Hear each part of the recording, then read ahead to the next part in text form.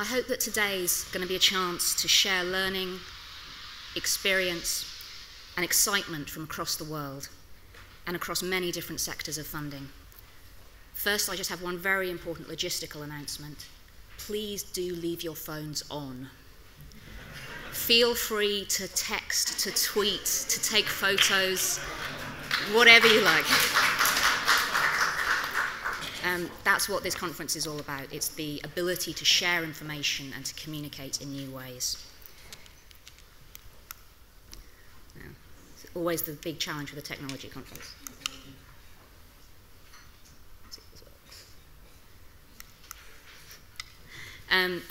The purpose of today is to bring together two very different audiences, innovators from around the technological world, donors, and I think there's a lot we can learn from each other.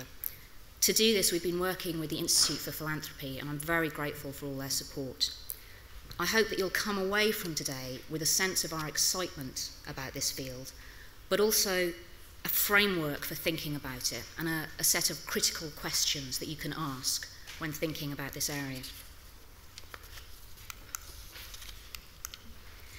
Just to give you a little bit of background, you may be wondering who is the Indigo Trust, what we're doing, why we're doing this. I'm from the 5th generation of the Sainsbury family, who in 1869 set up a dairy shop that became one of the world's first modern supermarket chains. Though no family member is still involved in the business, we have a long tradition of philanthropy. 18 different family members across several generations have set up these and other trusts as a mechanism for our giving.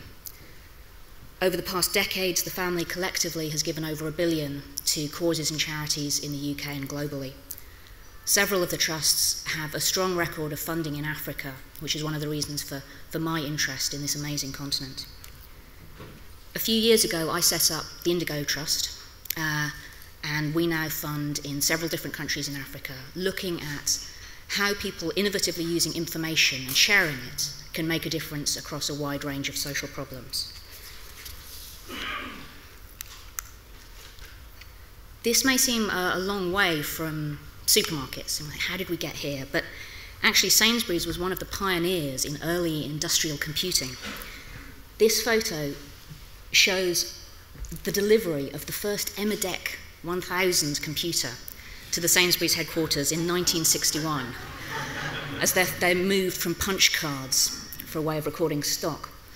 This computer, which took up an entire room, had a massive 4K of memory. Just for comparison's sake, the photo of this computer is 750K. My phone has 32 megabytes of memory, and by the time this little one is born, who knows how much those numbers will have grown.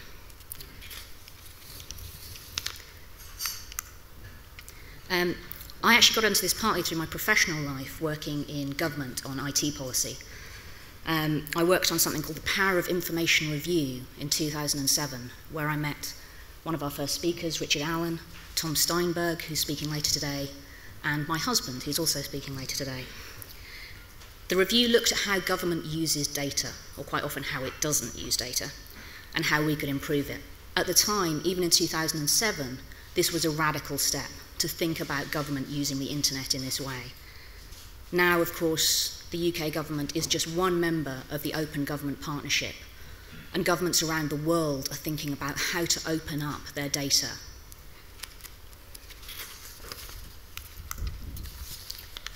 In the meantime, my work with Indigo allowed us the great opportunity to work with organisations like My Society, pictured here, and we gave them core funding in 2008 for their amazing project, They Work For You, to help keep that running. Projects like that show how simple technological tools and websites give people a chance to learn about their elected representatives, to find out more about them, and to hold them to account in different ways. It started me thinking, where else was this kind of work going on in the world? And was it going on? And particularly in Africa, where broadband cables were starting to land, where connectivity is changing in radical ways, was this innovation happening? The projects you'll hear from today, from crop insurance on mobile phones in Kenya, using Facebook to educate young people about sexual health in Nigeria. It's just many examples of how this innovation really is taking off, and actually how the UK has a lot to learn from what's happening in other countries. Indigo now invests across Africa, and we try to be as innovative and risk-taking in our giving as many of these projects are in their work. The diversity of projects that you'll hear about today is proof that innovation is coming from around the developing world. Today, we wanted to bring you together two very different audiences.